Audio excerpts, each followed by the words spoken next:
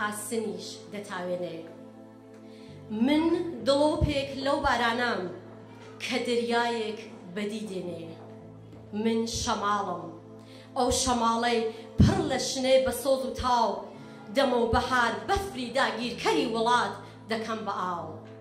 من ژیلەمۆم، ئەو ژیلەمۆیەی دوای هەزاران ئاو لێ پژان دیسانەوە گردە هاوێم دەیڵێمەوە گۆرانی ژیان. من باوەڕم بوومە لەرزەم، دڵی زەوی دەلەرزێنم، کێ و تەلان لە بندێنم، هەموو جیهان دەهەژێنم. من ڕووناکی ئاسۆی ژینم، وەک تاو هەڵدێم بۆ ژێردەستان. من شۆڕشم، ئاگرە سوورەم، ئاگرە سوورەکەی کوردستان. میوانە بەڕێزەکان، ئامادەبوانی ئازیز، نوێنەرانی حیزب و ڕێکخراوە سیاسیەکان، گرم و گەشترین سڵاوەکانتان پێشکەش بێ. لەلایەن خۆم و بەڕێوەبەرانی ڕێوەڕسمی ساڵڕۆژی ئالینیبوونی کۆمەڵە لە شاری کۆڵنی ئاڵمان بە گەرمی بەخێراتنتان دەکەین و زۆر سپاستان دەکەین کە لە ڕێگای دوور و نزیکەوە تەشریفتان هێناوە بۆ بەشداریکردن لە مەراسمە. بەڕێزان، بەدوای ڕاپەڕینی ڕێبەندانی 1357 کۆمەڵانی خەڵکی ئێرانەوە، بەدوای گیان بەختکردنی کاک حەمەحسێنی کەریمی لە جریانی گرتنی شارەوانی سەقزدا، لە ڕاگەیاندنێکدا دوای 9 ساڵ خەباتی نەهینی بە ناوی ڕۆژی ئاشکرابوونی ڕێکخراوی کۆمەڵە دیاری کراوە و هەموو ساڵێک لە وەها ڕۆژێکدا ڕێزی لێ دەگرین. ئێمەش وێڕای گەلێک شوێنی دیکە لە ناوە و لە دەرەوەی وڵات لە دەوری یەکۆبینیتەوە تا ڕێز بگرین لە یادی زیاتر لە 50 ساڵ خەبات و تێکۆشانی بێوچانی کۆمەڵە لە جەرگەی بزوتنەوەی حەقخوازانەی کۆمەڵایەتیدا. ئەگەر کۆمەڵە لە جەرگەی خەباتی دژبە دەسەڵاتی پاشایەتی دامەزرا و پاشان دوای 9 ساڵ خەباتی نەهینی و پڕ لە فیداکاری و پاش سەرکەوتنی ڕاپەڕینی 57 ئاشکرا بوو، ئەمڕۆ لە ناو گڕوتینی شۆڕشی ژن ژیان ئازادی دەتوانێت بە ئەزمموی بە نرخی 53 ساڵ خەبات و تێکۆشان بە دەرس وەرگرتن لە خاڵە لاوازەکان، بە بەهێزکردنی دەستکەوتەکان و بە پێداگری لەسەر قازانج و بەرزەوەندی کرێکاران، ژنان، خوێندکاران و هەژارانی کۆمەڵگا بە ئاسۆی ڕوونی سوسیالیزمی زانستی لە جەرگەی شۆڕشی ئێستادا بەرەو ئاسۆی ڕوون بڕێت و دوا ڕۆژی گەشت هەنگاوی بێرانە ببرێت و ڕێگا نیشان دەربێ. پیرۆز بێ 26 ڕێبەندان ڕۆژی کۆمەڵە. بەڕێزان، ڕێزی بەرنامەکانی ئەمشەو بەم شێوەیە کە پێتانی ڕادەگەینم. سەرەتای مەراسمەکە بە سرودی ئەنتەرناسیۆناڵ، سرودی هاوپشتی جیهانی چینی کرێکار دەست پێ دەکرێت. پاشان بۆ ڕێزگرتن لە یادی ئازیزی و ئینسانە شەریف و تێکۆشەرانە کە گیانی ئازیزی خۆیان لە ڕێگای ئازادی و لەسەر ئامانجی بەرزی سووری سۆسیالیزمدا بەخت کردووە، 1 دقیقە بێدەنگی بەسەر پێوە ڕاددەگرین. بێدەنگەکەمان بە پارچە شێرێک دەشکێنین. دواتر کلیپێک کە لەلایەن بەڕێوەبەرانی مەراسمەکەەوە ئامادەکراوە پێشکەش دەکرێت. دواتر هاوڕێ کەریم ئەمانی ئەندامی کومیتێ ناوەندی کۆمەڵە بۆ بۆنەوە وتاریکتان پێشکەش دەکات. دواتر کۆڕی موسیقای بانگەواز سرودی سوورەسوار پێشکەش دەکەن. پاشان کورتەفیلمێکی دیکە کە تایبەت بە کۆمەڵەیە پێشکەشتان دەکرێت.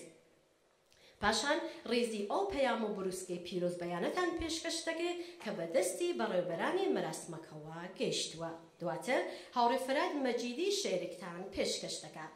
بەشی دوومی مەراسمەکە تەرخان کراوە بە سرودی شۆڕشگێڕانە کە لەلایەن کۆڕی موسیقای بانگەوازەوە پێشکەش دەکرێت. جارێکی تر بەخێراتنتان دەکەین و بە هیوای ئەوەی کە بەرنامەکانی ئەمشەومان جێگەی ڕەزامەندی ئێوەی ئازیزان بێ. ئێستاش هاوڕێ هاوکارم هیوای ئەمانی ڕێزی بەرنامەکانتان بە زمانی فارسی پێ ڕادەگەێنێت. مهمانان گرامی، دوستان و رفقای عزیز، نمایندگان محترم احزاب و سازمان‌های سیاسی، حضور شما عزیزان را که از نقاط مختلف جهت شرکت در این مراسم به اینجا آمده اید را خیر مقدم عرض می‌کنیم. به همگی شما خوش آمد گفته و از شرکت شما در این مراسم صمیمانه سپاسگزاریم. مهمانان گرامی، هر سال در چنین ایامی در نقاط مختلف ایران و خارج از کشور مراسم‌هایی به مناسبت روز کومله برگزار می شود. ما هم در اینجا جمع شده ایم تا سال روز 26 بهمن، روز اعلام فعالیت علنی کومله را بعد از انقلاب سال 1357 از طرف مردم کردستان و توده‌های انقلابی ایران با روز کومله تداعی می شود، همراه با شما گرامی بداریم. به همین مناسبت یاد جانباختگان کومله و انسان‌های واراسته ای را که در راه رسیدن به دنیایی بهتر سرفرازانه جان باختند گرامی می‌داریم و به خانواده‌های سربلند آنها درود می‌فرستیم. عزیزان، روز کومله روز تجدید عهد و پیمان با مبارزات انقلابی مردم کردستان و تمام مبارزانی است که زندگی پربار خود را در راه آزادی و برابری سپری کرده و در راه اهداف انسانیشان تلاش می‌کنند. ما امروز گرد هم آمده ایم تا تلاش سازمانی را که سالها در جهت رفع ستم و برای آزادی و برابری مبارزه کرده است گرامی بداریم. مهمانان گرامی، برنامه‌های امشب را بدین وسیله تقدیم حضورتان می‌کنیم. در آغاز سرود انترناسیونال، سرود همبستگی جهانی طبقه کارگر را می‌شنویم. سپس در گرامی داشت یاد جانباختگان راه آزادی و سوسیالیسم و ارج نهادن به اهداف و آرمان‌های والای این عزیزان 1 دقیقه سکوت اختیار می‌کنیم. سکوتمان را با قطع شعری خواهیم شکست و در ادامه کلیپ کوتاهی را تقدیم حضورتان می‌کنیم. سپس رفیق کریم امانی، عضو کمیته مرکزی کومله، پیامی در رابطه با اوضاع سیاسی ایران و کردستان را تقدیم حضورتان می‌کند. سپس سرود سورسوار که از طرف گروه سرود بانگواز به زبان کردی است تقدیم می‌کنند. در ادامه کلیپ کوتاهی در رابطه با کومله آماده شده است را تقدیم حضورتان می‌کنیم. سپس شعری از طرف رفیق فرهاد مجیدی اجرا خواهد شد. در ادامه پیام احزاب سیاسی که به این مراسم پیام داده اند را قرائت می‌کنیم. در پایان بخش اول برنامه امشب استراحتی خواهیم داشت. بخش دوم برنامه را به هنرنمایی انقلابی اختصاص داده ایم که گروه موزیک بانگواز اجرا خواهند کرد. بار دیگر از حضور شما در مراسم امشب سپاسگزاریم و امیدواریم برنامه‌های امشب ما مورد رضایت شما قرار گیرد. در اینجا از رفیق وریا احمدی خواهشمندیم که برای خوشامدی به مهمانان آلمانی به روی سن بیایند. Liebe Freundinnen, liebe Freunde, herzlich willkommen zum Jahrestag von Komala. Es ist uns leider nicht möglich, mehrsprachig alles durchzuführen hier. Es ist ja sowieso zweisprachig in Kurdisch und Persisch. Heute geht es darum, dass wir an Komala, an Aktivitäten von Komala in Kurdistan, was eine große Rolle in kurdische Bewegungen und Arbeiterbewegungen in Kurdistan spielt, denken. Wir werden, das findet jedes Jahr einmal statt. Es findet in mehreren Städten in der Welt statt, heute auch in Stockholm und in ein paar anderen Städten.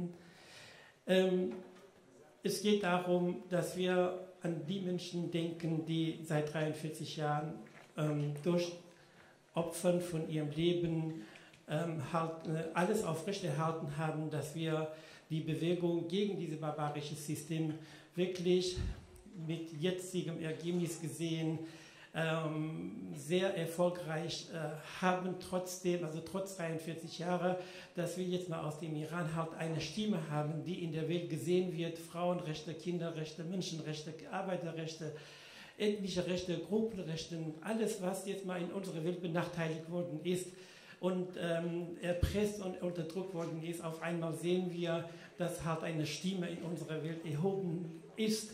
Und wir sind ziemlich sicher, dass diese Stimme aus dem Iran nicht nur vom Iran kommt, sondern auch in der ganzen Welt eine Stimme ist. Also eine Frauenrecht ist nicht eine iranische Sache, sondern so eine Weltsache. Und daher freuen wir uns sehr. Lieben Dank, dass Sie hier seid.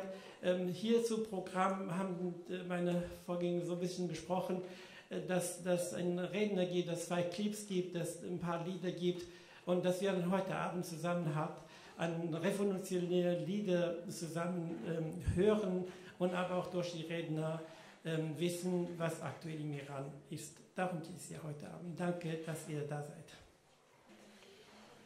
ئێستایش مەراسمەکەمان بە سرودی ئەنتەرناسیۆناڵ سرودی هاوپشتی جیهانی چینی کرێکار دەست پێ دەکات.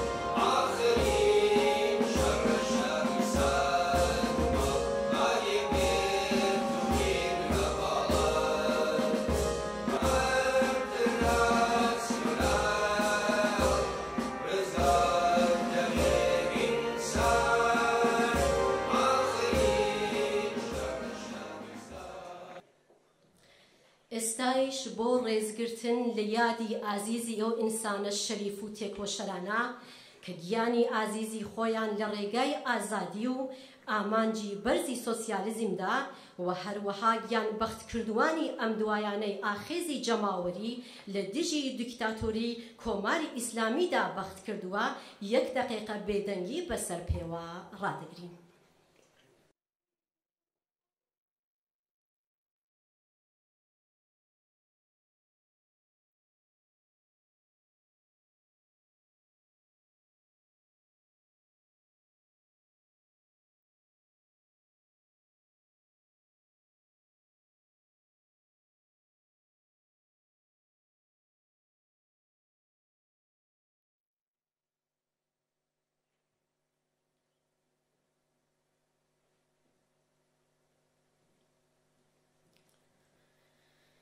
پەلکیداری شادی گشتین ئێوە هەرگیز نامرن، نامرێ ئاگر هەواڵان ئێوە کڵپەی ئاگرن. ئێستاش کلیپێک دەبینین کە لەلایەن هاوڕێیانی بەڕێوەبەری مەراسمەکەەوە ئامادەکراوە پێشکەشی ئێوەی ئازیزان دەکرێت.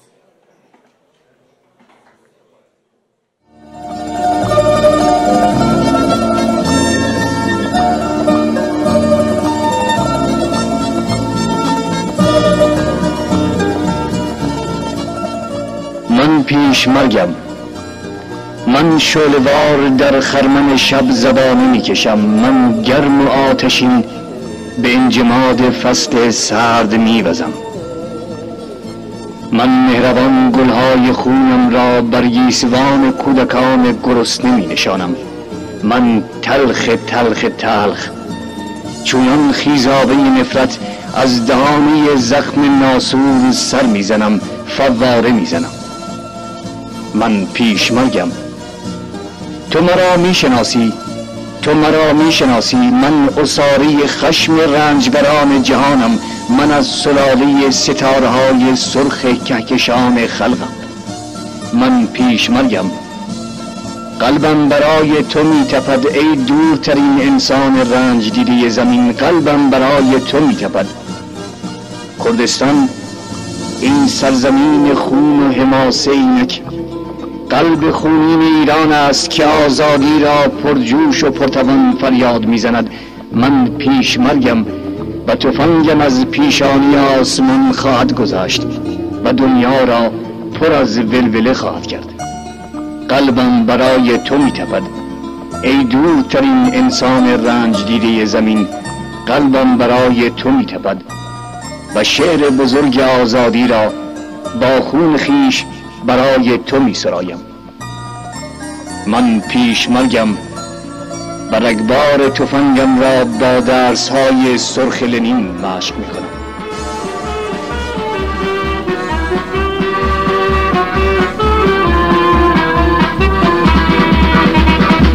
سرمایه‌داری دیوز میشوه، سرسوی همون حیلتی کوه، برو خواندنی سرمایه‌داری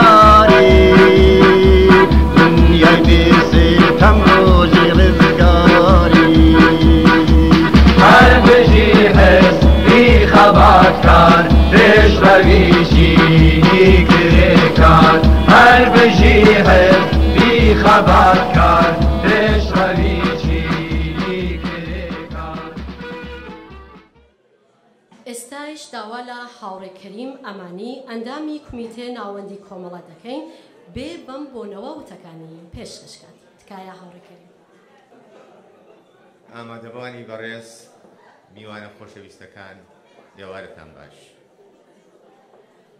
لەلایەن کۆمیتەی ناوەندی کۆمەڵەوە پڕ بەدڵ بە خێراتنتان دەکەم بۆ بەشداری لە ڕێوڕسمی 53 ساڵەی دامەزران و 44 ساڵەی ئاشکرابوونی تێکۆشانی ئەم ڕێکخراوەیە. جێگای خۆیەتی بەر لە هەر شتێک هەزاران سڵاو و درود بنێرین بۆ یادی ئازیزی هاوڕێ حەمەحسەینی کەریمی، یەکێک لە دامەزرێنەرانی کۆمەڵە و هەروەها زیاتر لە 2500 گیان بەختکردووی ناو ڕیزەکانی کۆمەڵە و حیزبی کۆمۆنیستی ئێران کە لە پێناو بەختەوەری ئینسان و لە پێناو ئازادی و یەکسانی گیانی ئازیزیان بەخت کرد. هەروەها سەری ڕێز و نەوازش دابنەوێنین بۆ بنەماڵ خۆڕاگر و سەربەرزەکانیان. سڵاو بنێرین بۆ هەموو هاوڕێیانی کە لە ناو ڕیزەکانی کۆمەڵە و حیزبی کۆمۆنیستی ئێران و لە ئەشکەنجەگاکانی کۆماری ئیسلامیدا لە شەڕی قارەمانانەی پێشمەرگانەدا لە هەر شوێیەکی ئەم جیهانەدا کە هەن بریندار و کەم ئەندام بوون و ئازاریان چەشتووە و یان بەشێک بوون لە مێژووی پڕ لە شانازی ئەم ڕێکخراوەیە ڕێزیان لێبوون. هەروەها سڵاو بنێرین بۆ سەرجەم کۆمەڵانی خەڵکی کوردستان کە لەم 44 ساڵ ڕابردوودا بە پشتگیری و پشتیوانی بێدرێی خۆیان لە کۆمەڵە ئیمکانی ئەوەیان پێکێناوەکە ئێمە ئەو شانازیەمان پێ ببڕێت کە ئەمڕۆ یادی 44 ساڵەی بکەینەوە و خۆمان بە بەشێک لەو مێژووە و درێژەدەری ڕێبازی گیان بەختکردوانی ئازیز بزانین. بێگومان کەس نییە نەزانێت کە ئەمڕۆ لە بارودۆخێکی گەلێک جیاواز و هەستیاردا ئەم یادە دەکەینەوە. ئەمڕۆکە نەک هەر کوردستانی خۆمان بەڵکو تەواوی ئێران و بگرە ناوچەکە و جیهانیش بە بارودۆخێکی چارەنووسسازدا تێدەپەڕێت و کەس ناتوانێت نکۆڵی لەم ڕاستیە بکات. ئەوەی کە ئەم بارودۆخە بە چ بارێکدا هەڵدەگەڕێتەوە و چەندە دەتوانین لە دەستکەوتەکانی بەهرەمەند بین و نەهێڵین ئاسەوارە خراپەکانی بەسەرماندا بڕوخێت بەشێکی پەیوەندی بە خۆمانەوە هەیە و بەشێکی پەیوەندی بە کۆمەڵانی خەڵکی وشیار و ڕێکخراوەوە هەیەکە چەندە دەیانەوێ و دەتوانن کاریگەری دابنێن لەسەر ئەو بارودۆخەی کە ئێستاکە بە تایبەت ئێرانی پێدا تێدەپەڕێت. گومان لەوەدا نییە کە ئەمڕۆکە گەلێک دەرفەتی باش و مەترسی خراپ لە ڕێدا هەن. بەڵام قسە لەسەر ئەوەیە کە ئەو دەرفەتانە چۆن دەخۆزینەوە و بەرەو پیریان دەچین و چۆن دەتوانین بە ئاراستەیەکی دابەرین کە لە دەستکەوتەکانی بەهرەمەند بین و مەترسیەکانی لە خۆمان دوور بخەینەوە. بەباشی دەزانم بۆ ئەوەی کە زۆر ماندووتان نەکەم قسەکردن لەسەر بارودۆخی ناوچەکە و جیهان بەگشتی دابنین بۆ کاتێشتر. یەکێک لەو هۆکارانەی کە تایبەتمەندی دەبەخشێت بەم بۆنەیە و زەرورەتی چوارچێوەی باسەکەمان دیاری دەکات بریتیە لەو دۆخەی کە ئێستا ئێران بەگشتی و کوردستانی بە تایبەتی پێدا تێدەپەڕێت. بەڕێزان، هەروەک دەزانن نزیکەی 5 مانگ بەسەر بزوتنەوەی گەورە و شکۆداری خەڵکی ئێران لە دژی بەڕبەڕیەت و توندوتیژی مەزهەبی کۆماری ئیسلامی واتە بزوتنەوەیەکە بە دوای قەتڵی حکوومەتی ژینا ئەمینیدا دەستی پێکرد تێدەپەڕێت. چەخماخەی ئاخێزی شۆڕشی سەرتاسەری ئێران لە کوردستانەوە لێدرا و خەڵکی کوردستان لەو ماوەیەدا بەردەوام پێشەنگ و پەیگیری ئەم ئاخێزە شۆڕەجێرانەیە بوون. بەڵام لە هەمان حاڵدا لەم ماوەیەدا کوردستانی شۆڕەژێر لە ژێر تونترین گوشارەکانی کۆماری ئیسلامیدا بووە. زیاتر لە 500 کەس لە خەڵکی کوردستان و شارە جۆرە و جۆرەکانی ئێران و هەموو ناوچە جۆرا و جۆرەکان لە ئێران لە کوردستان هەتا بلوچستان لەلایەن هێزە سەرکردگەرەکانی کۆماری ئیسلامیەوە گیانیان بەخت کردووە. بە هەزاران کەس بریندار بوون و زیاتر لە 20,000 کەسیش دەست بەسەر کراون. بنەماڵەی بەشێکی زۆریان بەرەو ڕووی زۆرێک کێشە و گرفت و کارەسات بوونەتەوە. توندوتیژی و سەرکوتی خوێناوی خەڵکی کوردستان 43 ساڵە لە ئێرانی ژێر حاکمیەتی کۆماری ئیسلامیدا پەیڕەو دەکرێت. ڕژێمی ئیسلامی هەر لە سەرەتای دروستبوونیەوە لە کوردستان وەک هێزێکی داگیرکەر هەڵس و کەوتی کردووە.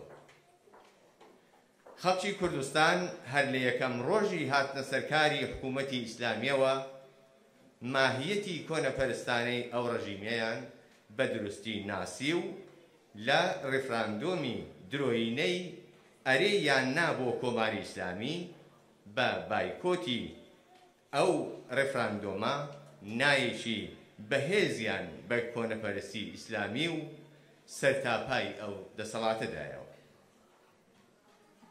چواردەیە خۆراگری جەماوەری لە بەرامبەر ڕژیمی ئیسلامیدا ڕادەی دوژمنایەتی کۆماری ئیسلامی لەگەڵ جەماوەری شۆڕەژێری کوردستان گەیاندۆتە لووتکە. لەو ماوەیەدا کۆماری ئیسلامی لە هیچ جینایەت و پیلانگیریەک لە کوردستان دەستی نەپاراستووە و بەم حاڕەشەوە بەردەوام بەرەو ڕووی شکست و ناکامی بۆتەوە. بەڵام نەفرەت و تووڕەیی ئێستای حاکمیەت لە خەڵکی کوردستان دوای قەتڵی حکوومەتی ژینا ئاستێکی بەرینتری بەخۆیەوە بینیوە. ناڕزایەتی بەرین لە شاری سەقز و لە کوردستان بۆ یەکەم جار ئاوێتەی شەپۆلیکی بەربڵاو لە ناڕزایەتی و مانگتنی سەراسەری کۆمەڵانی خەڵکی ئێران بووەوە. پیلانی دووبەرشینانەوەی حاکمیەت لە ماوەیەکی کووردا پوچەڵ کرایەوە و خەڵک لە سەرتاسەری ئێران سەرەڕای هەر جیاوازیەکی زمانی، مەزهەبی، نەتەوەیی، عەقیدە و بیری بۆچوون لە بەرامبەر ڕژیمی ئیسلامیدا وەستانەوە. دروشمی ژن ژیان ئازادی کە لە کوردستانەوە سەری هەڵدا بوو بە هێزی بزواندنی بزوتنەوەیەکی پێشڕەو و ئازادی خوازانە کە بەشی هەرە زۆری خەڵکی ئەم کۆمەڵگایەی لە بەرامبەر ڕژیمی کۆماری ئیسلامیدا ڕاگرت. ژنان و لاوان هاتنە مەیدان تا وێڕای داخوازی ڕووخاندنی کۆماری ئیسلامی ئێران گەشترین و ئینسانیترین ئاسۆی سیاسی، فەرهەنگی و کۆمەڵایەتی بەڕووی خەڵکدا بکەنەوە. نەمانی هەڵاواردنە ڕەگەزی و نەتەوەییەکان، دابینبوونی یەکسانی ژن و پیاو و کەمینە ڕەگەزیەکانی تر، ڕێزگرتن و پێبەندبوون بە مافە سەرەتاییەکانی ئینسان، جیایی دین لە دەوڵەت و لە پەروەردە و بارهێنان، دابینبوونی ئازادیە سیاسی و کۆمەڵایەتیەکان و مافی خۆشبژیوی بە کۆمەڵ، بە فەرمی ناسینی مافی ڕێکخراوبوون و دەربڕینی ناڕزایەتی، نەهێشتنی زیندانی سیاسی و نەمانی ئەشکەنجە و ئێعدام، پەرەپێدان بە زانست و بەرەو پێشچوون و هەروەها دژایەتیکردن لەگەڵ خوڕافات و ناوەندەکانی پشتبەستوو بە نەزانی و دواکەوتوویی بوون بە لانی کەمی داخوازیە هەنووکەیەکانی ئەم شۆڕشە. لەم شۆڕشەدا ژنان، لاوان و خەڵکی تێکۆشەری ئێران و کوردستان بە کەڵکوەرگرتن لە ئەزموونی ڕابردووی خەباتکارانەیان و هەروەها کەڵکوەرگرتن لە میدیا و ڕاگەیەنەرە کۆمەڵایەتیەکان بە ملیۆن کەسیان لە نێوخۆ و لە دەرەوەی وڵات بەرەنگاری کۆنەپەرستی مەزهەبی کردەوە. دروشمی پێشکەوتن خوازانەی ژن ژیان ئازادی توانی زۆر زوو سنوورەکانی ئێران ببەزێنێت و پشتیوانی و هاوسۆزیەکی جیهانی و کەموێنە لە خەڵکی هاوچارەنووسی دنیا بۆ لای خۆی ڕابکێشێت و یەکگرتوویی و هاوخەباتیەکی پتە و لە نێوان خەباتکارانی ناوەوە و دەرەوە لە دیاسپۆرا شکڵ پێبدات. هاوکات ئەم شۆڕشە ڕژیمی هار و سەرەڕۆی ئیسلامی لە ناوخۆدا بە جۆرێک تووشی داماوی، لاوازی و شپەرزەیی کردوێتەوەکە لە ماوەی چواردەیی ڕابردوودا بێوێنە بووە. هەروەها توانیویە جێگە و پێگەی نێونەتەوەیی ڕژیم بەڕادەیەکی زۆر لاواز بکات، بە جۆرێکە ناچار بوون ڕژیمی ئیسلامی لای کۆمیسیۆنی پێگەی ژن لە ڕێکخراوی نەتەوەیە گرتوەکان دەربکەن، بازنەی گەمارۆکان لەسەر ناوەند و بەرپرسە باڵاکانی ڕژیم چڕتر بکەنەوە و هەروەها پارلەمانی ئوروپا بە زۆرینەی دەنگ پێشنیاری ناساندنی سوپای پاسداران وەک هێزێکی تێرۆریست پەسەند بکات. بە واتایەکی تر شۆڕەشی ژینە بە کۆمەڵانی خەڵکی نیشاندا کە یەکگرتن ڕەمزی سەرکەوتنە و تێپەڕبوون لە بارودۆخی ئێستا و بنیادنانی نظام و نەزمێکی نوێ و دنیایەکی باشتر، ئەگەرچی بە مەسیرێکی گەلێک پڕ لە کەند و کۆسپ و هەورازی و شێودا تێپەڕ دەبێت، بەڵام لە ڕاستیدا ڕێگایەکی نێوقەدبەر بۆ گەیشتن بە ئامانج بوونی نییە، بەڵام بابەتێکی ئیمکان پەزیر و مەحاڵیش نییە. ئازیزان، لە حاڵێکدا کە لە سایەی ئەو شۆڕشەی چەخماقەکەی لە کوردستانی شۆڕشجەرەوە لێدرا، خەڵکی ئێران لە کوردستانەوە تا سیستان و بەلوچستان، لە سنەوە تا تەورێز و شوێنەکانی تر شان بە شانی یەکتر دروشمی ئازادی و یەکسانی دەڵێنەوە و عەزمیان جەزم کردووە بۆ دروستکردنی کۆمەلگایەک کە تێیدا ئاسەوارێک لە ستەمکاری و دیکتاتۆری و پێشێلکرانی مافە سەرەتاییەکانی مرۆڤ بوونی نەبێت، ئۆپۆزیسیۆنی ڕاستی کۆماری ئیسلامی و ناسیۆنالیستە تۆندڕەوە ئێرانیەکان کە پرۆژەی بەناو ئالتەرناتیڤ سازی و گاڵتەجاری وەکالەتە تاکەکەسی و مەجازیەکەیان لەگەڵ شکست بەرەو ڕووبۆتەوە و ناوەرۆک و ماهیەتی شۆڕشی ژن ژیان ئازادی دژ بە خۆیان یا بەرژەوەندەکانی خۆیان دەزانن، بە مەبەستی تێکدانی یەکگرتووی خەڵک و بەلارەدا بردننی ئەو شۆڕشە لە خۆپیشاندان و کۆڕ و کۆبوونەوەکانی دەرەوەی وڵات و هەروەها تۆڕە کۆمەڵایەتیەکان و کۆبوونەوەکانی دەرەوەی وڵات و لە تلڤیزیۆنە فارسی زمانەکانەوە بەردەوام بە شێوەیەکی دژمنکارانە لە دژی خەڵکی کوردستان قسە دەکەن و بە پێچەوانەی ئاراستەی خەڵک لە مەیدانەکانی بەرەنگار بوونەوەیەکی چارن و ساز لە نێوخۆی وڵاتدا لە دەرەوەی وڵات خەریکی چاندنی تۆوی نەفرەت و دووبەرێکی. لە حاڵێکدا کە لە ماوەی یەک سەدەی ڕابردوودا هەردوو نظامی پاشایەتی و ئیسلامی هەر چیەکیان لەدەست هاتووە دژ بە خەڵکی کوردستان درێغیان نەکردووە، لەشکرکێشی نظامی، میلیتاریزەکردن، ئەمنیەتیکردنی سەرجەم بوارەکانی ژیان، دەست بەسەرکردنی بەرین، ئەشکەنجە و ئێعدام، تیرۆر لە نێوخۆ و دەرەوەی وڵاتدا، هەژارکردنی بە ئەنقەست و پلان بۆ داڕژراو، پێشێلکردنی سەرجەم مافە دموکراتیک و ببورن نەتەوەییەکانی خەڵک، لەوانە مافی سەرەتایی فێرکردن و بارهێنان بە زمانی دایکی و زۆر شتی تر بریتین لە کارنامەی هەردوو حکوومەتی جنایەتکاری سەڵتەنەتی و ئیسلامی. ئەوان لەم تەبلیغاتە ژاراویە ڕێکخراوەدا بوونی نەتەوە و ناسنامەی جۆراوجۆر لە جوگرافیای ئێراندا ڕەت دەکەنەوە و زمانی کوردی بە لەهجە و زاراوە پێناسە دەکەن و فەرهەنگ و مێژووی خەڵکی کوردستان ئاوەژوو نیشان دەدەن، واتە ڕێک ئەو کردەوانەی کە کۆماری ئیسلامی لە 44 ساڵی ڕابردوودا کردوێتی. ئاشکرایە کە ئەگەر قەرار بێت ئەم کۆنەپەرستانە لە داهاتووی ئێراندا بە هەر ڕادەیەک دەسەڵاتیان بەدەست بێت،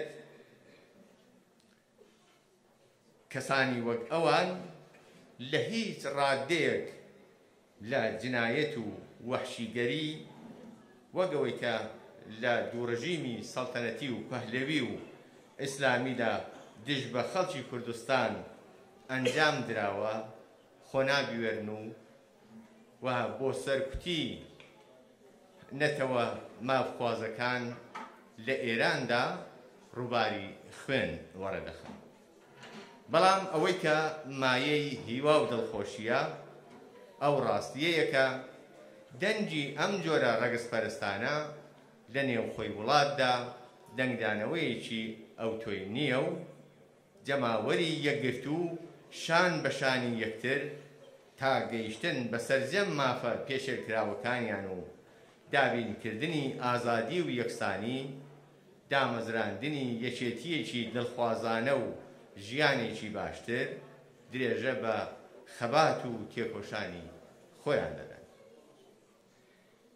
ئەگەرچی هەروەک لە سەرتاوە ئاماژەم پێکرد، بەداخەوە ئەزموونەکانی ئەم زیاتر لە 4 مانگونیوە ئاسان و بێهەزینە دەستەبەر نەبوون، بەڵام لە هەمان حاڵدا شاهیدی هاوپشتیەکی کەموێنەی خەڵکی هاوچارەنووس لە کوردستانەوە تا بەلوچستان، ژنان، لاوان، کرێکاران و زەحمەتکێشان، هونەرمەندان و ڕووناکبیران، نووسەران و وەرزشوانان، پزیشکان و پەرستاران و هیتر بووین و هەر ئەم هێزە گەورە و بەرینەیەکە هیوای بەسەرکەوتن گەیاندنی شۆڕشی لە دڵی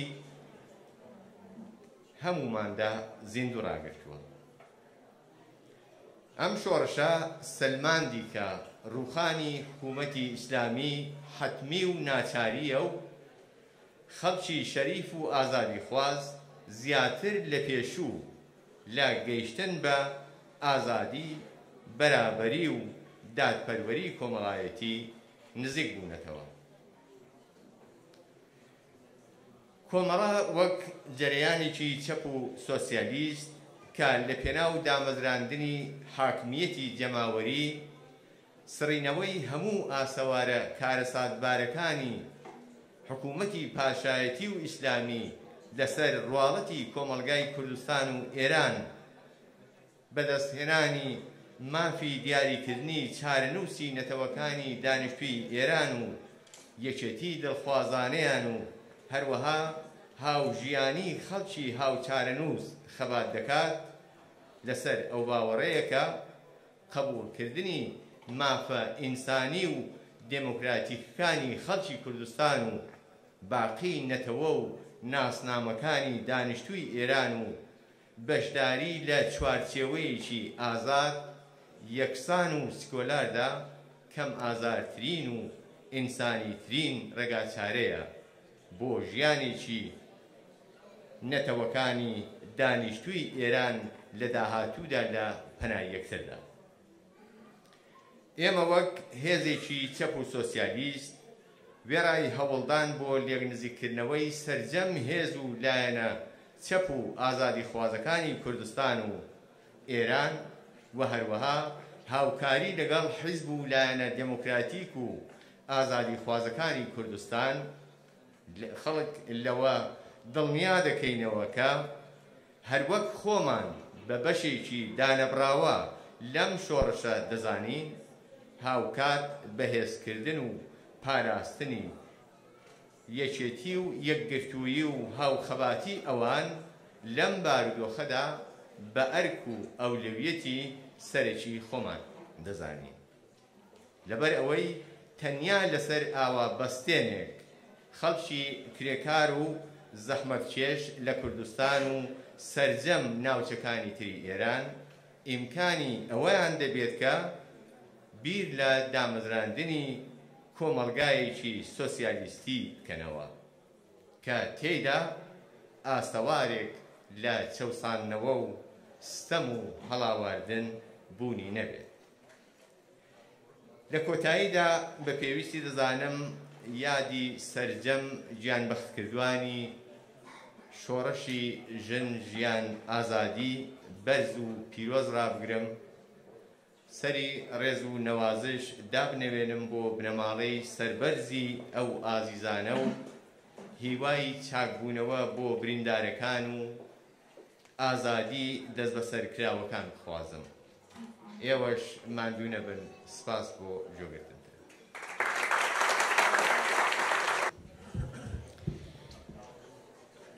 کۆمەڵە تێکۆشەرێکی بۆ خەبات بۆ گۆڕانکاری بنەڕەتی لە کۆمەڵگای ئێران و کوردستانە.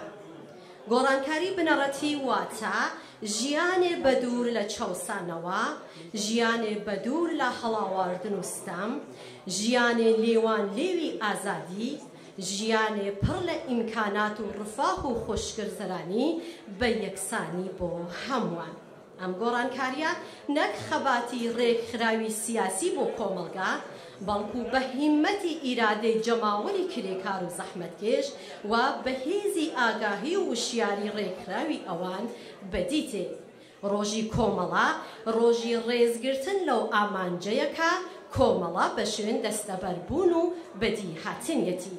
ڕۆژی کۆمەڵە ڕۆژی دەربڕینی ئیرادە بۆ هەموو هەنگاونانی پتە و بەر و ئەو ئامانجەیە.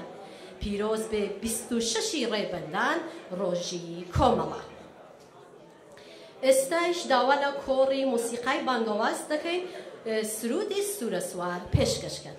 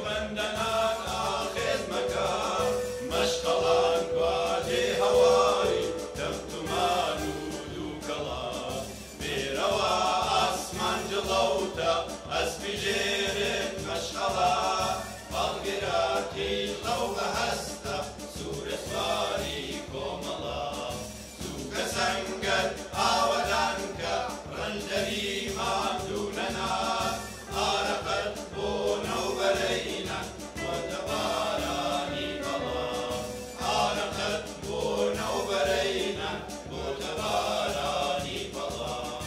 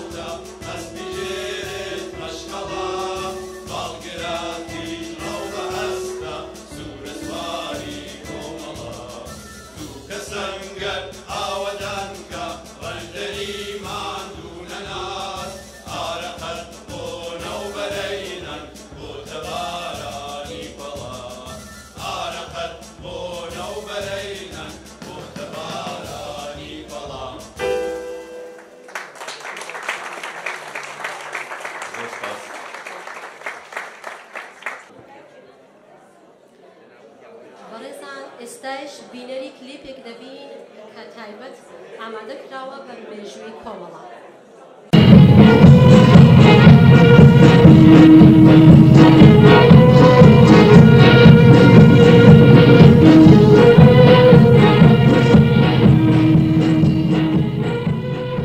ئێمە دارێک کە لە زۆرگوێ سەقاندومانە ڕیشەکەی لە سینە و مەهاباد و سەقز ئاو دەدرێت.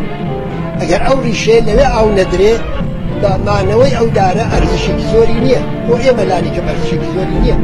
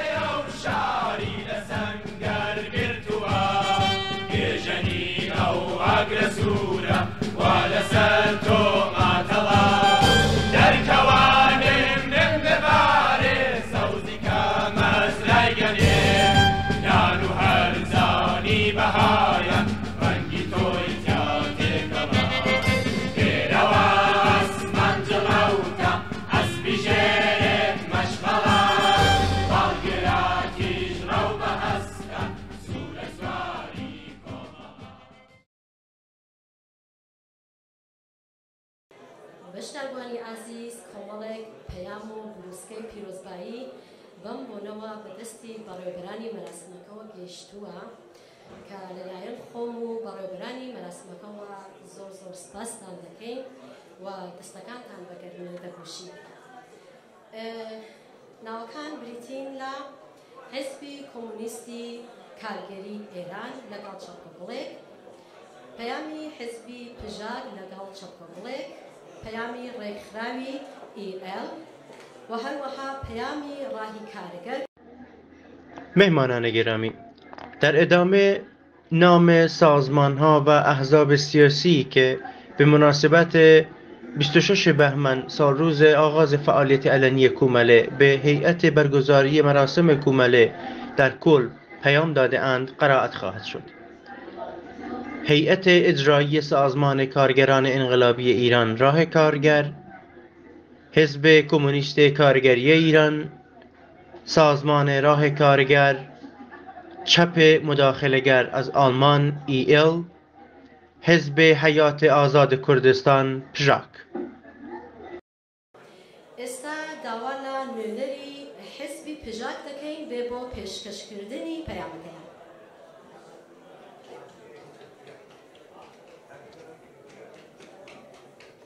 هاوڕێیان تکایە تۆزێ بێدەنگێر.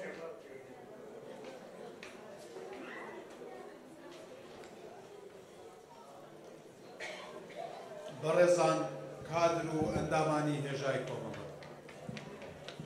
لەگەڵ سڵاو و ڕێزدا بە بۆنەی 26 ڕێبەندان 44مین ساڵیادی دامەزراندنی کۆمەڵە پڕبەدڵ پیرۆزبایی ئاراستەی سەرجەم ئەندامان و لایەنگرانی کۆمەڵە دەکەین و مێژووی خەباتی کۆمەڵە و قۆناغە جیاوازەکانی خەباتی کۆمەڵە لە پێناو دەستەبەرکردنی ئاشتی، ئازادی، دیموکراسی، مافی مرۆڤ و دادپەروەری کۆمەڵایەتی بەرز دەنرخێنین. لەم هەلومەرجە هەستیارەدا کە گەلی کورد و گەلانی دیکە لە ئێراندا تێیدا دەژین و شۆڕشی ژن ژیان ئازادی خواستی گەیشتن بە مافەڕەوەکانی گەلی کورد لە ڕۆژهەڵات و گەلانی دیکەی لە ئێران بە هەموو دنیا نیشاندا. بێگومان کۆمەڵە وەک یەکێک لە هێزە سیاسەکانی ڕۆژهەڵاتی کوردستان هەم لە ئاستی کوردستان و هەم لە ئاستی ئێراندا خاوەن ڕۆڵ و پێگەی دیارە. هەموو کات هەوڵی داوە بۆ نزیکردنەوەی ناوماڵی کوردان و پێشخستنی خەباتی ڕەوای گەلەکەمان. وەک پارتی ژیانی ئازادی کوردستان پەژار کۆمەڵە بە هاوپەیمانێکی ڕاستەقینەی خۆمان دەزانین و بۆ پێشخستنی خەباتی ئازادی خوازی گەلەکەمان لە ڕۆژهەڵاتی کوردستان لە کار و خەباتی هاوبەشی خۆمان لەگە کۆمەڵە بەردەوام دەبین. لە کۆداییدا جارێکی دیکە پیرۆزباییتان لێ دەکەین و سەرکەوتنی زیاترتان بۆ بە ئاوا دەخوازین. پارتی ژیانی ئازادی کوردستان پەژار کومیتەی کۆ. ئێستا داوا لە ڕێکخراوی EL دەکەین بێ بۆ پێشکەشکردنی پەیامەکەیان. Liebe Genossinnen, liebe Freundinnen, Frau Forger, Herr Wall. Herzlichen Dank für die Einladung zum Kumala-Tag. Ich bin Julie von der interventionistischen Linken Köln. Wir sind eine deutschlandweite linksradikale Organisation, die sich vor allem im Aufbau und in der Unterstützung von sozialen Bewegungen bedient, den Fingern zu einer Faust werden zu lassen. Unsere internationale Solidarität muss praktisch werden. Es lebe die Revolution. ئێستاش داوا لە هاوڕێفەراد مەجیدی دەکەین بێ بۆ پێشکەشکردنی شارەکەی. هاوڕێیان و میوانە خۆشەویستەکان، منیش بەش بە حاڵی خۆم 26 ڕێبەندان ڕۆژی کۆمەڵەکان لێ پیرۆزبایی. لێرە شێعرێک پێشکەشتانەکەم لە شێعرەکانی ئارشیڤی ڕادیۆ کۆمەڵە کە بەداخە و ناوی شاعرەکەی نازانم، بەڵام پێشکەشتانی بکەم.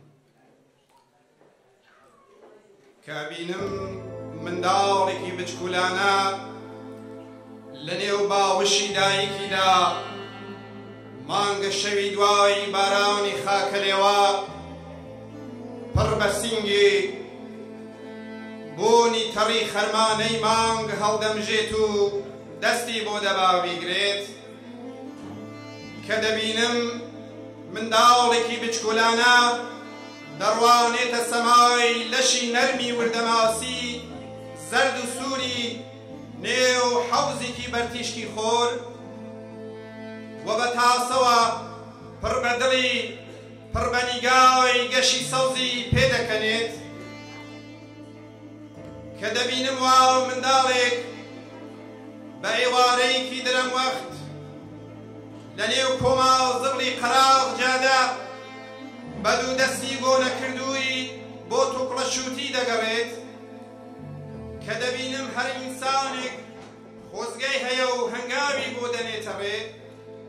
تەنیا ئەوەندەی پێدەڵێم ئەو کاتەی کە زرمەی چەکمەی ترس و سام و ساواک و داغ و کەلەپچە شەوگەڕێک بوو بە نێو شاردا، کۆڵان بە کۆڵان دەگەڕا، لە دیواری نزمی ماڵان سەردەکەوت و بۆنی بە حەوشە و پەنجەرە و دەمی منداڵ و مێشکی باب و دڵی دایکانەوە دەکرد. ئەو کاتەی کە خودای شەڕ و خودای ڕەنج و چاوسانەوە حاجی دانا و عەبایەکی کردەشانی و ئاواتی گشت هەژارانی لەسەر خاچی سەرودەستی قاچی پەڕی و چوار مێخە کرد. ئەوەی نەنووست، ئەوەی سامی شەویشکاند، ئەوەی هەموو بەیانیەک بە دەنگی هەنگاوی نەرمی خەوی کوچەی دەڕەوان، دەهات بە پەنجەی وشیاری لە دەرگای ماڵی لە ترسادا خراوی دەکوتا، ئەوەی هاانی هەستانیدا، ئەوەی گیانی ڕاوەستانی وەبەر سەنگەرەکان هێنا، ئەوە تەنیا بیری ڕوون و شاخی ورەی کۆمەڵە بوو.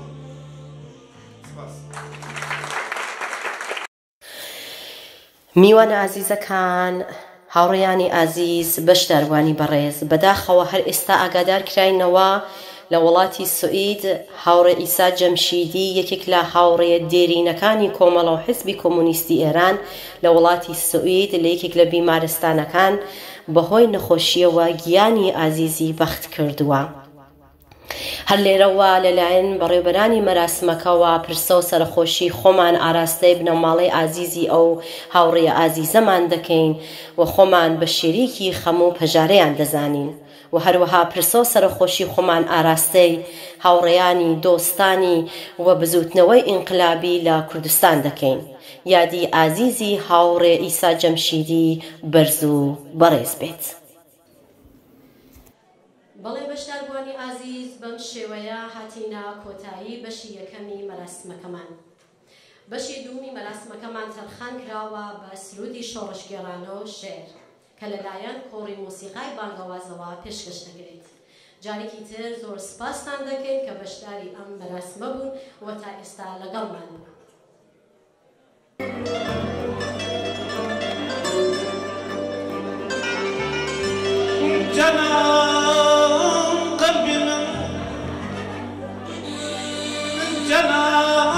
قلبي من كرششت لا ذبيت نوتي تبكن أقري دجمن بيتك يا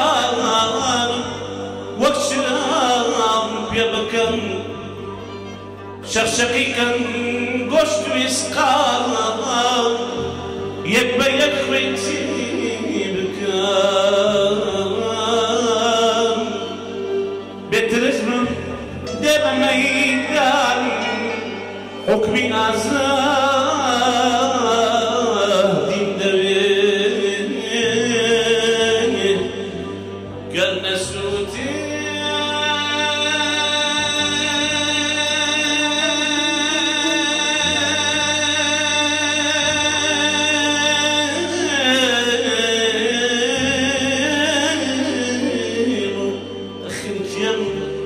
شد هجانيم سركري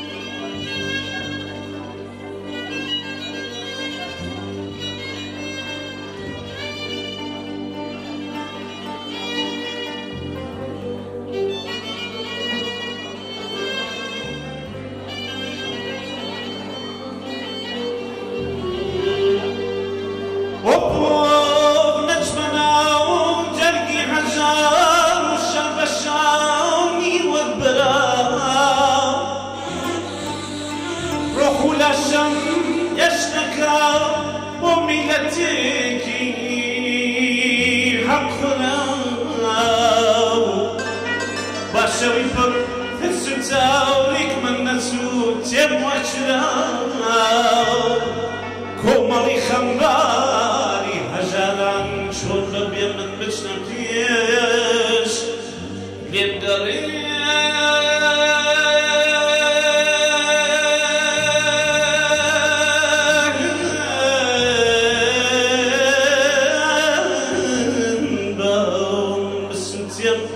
بمخاك وخرمي